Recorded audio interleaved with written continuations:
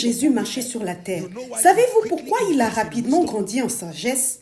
Parce que s'il n'avait pas trouvé cette sagesse, même en tant que parole incarnée, il n'aurait pas accompli sa mission. Lorsqu'il a trouvé cette sagesse, la Bible dit qu'il est allé au temple et a dit « Il y a quelque chose que je dois découvrir. Donnez-moi le rouleau d'Ésaïe. » Et il a trouvé là où il était écrit le concernant. Et il a dit « Aujourd'hui, cette écriture est accomplie. » Chaque fois que Jésus agissait, la Bible raconte que c'est pour accomplir ce qui était écrit, pour accomplir ce qui était écrit.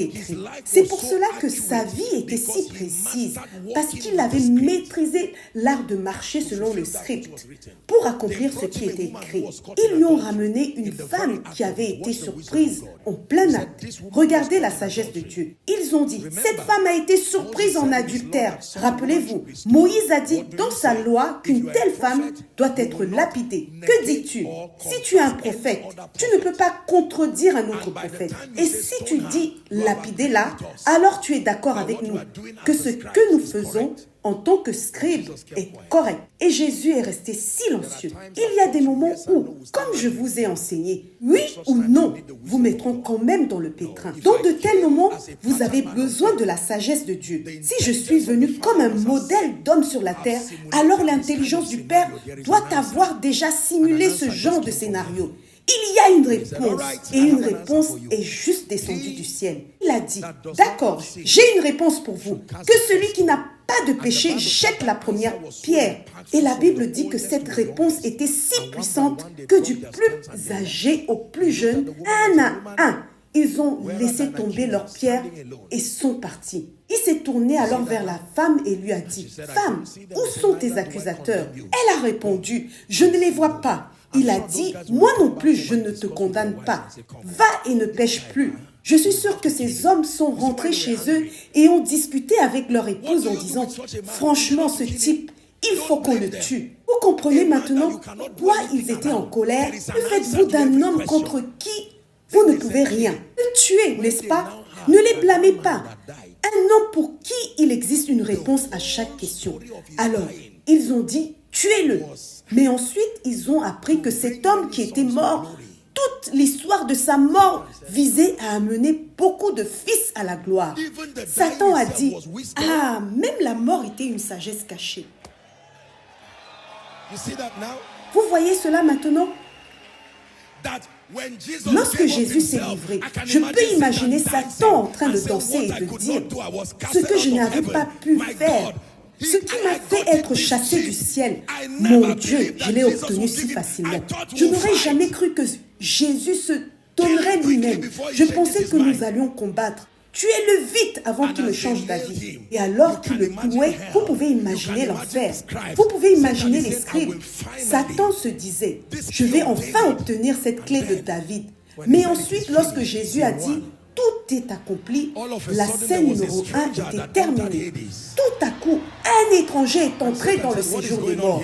Et Satan a dit, que se passe-t-il ici? Cette mort était un système de transport. Il a suivi un véhicule jusqu'en enfer.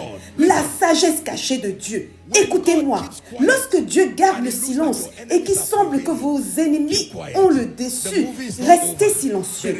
Le film n'est pas encore terminé. Dieu est en train d'agir. À présent, je ne suis pas en train de vous divertir. Je dis la vérité. Arrêtez de vous plaindre en disant, c'est quel genre de père?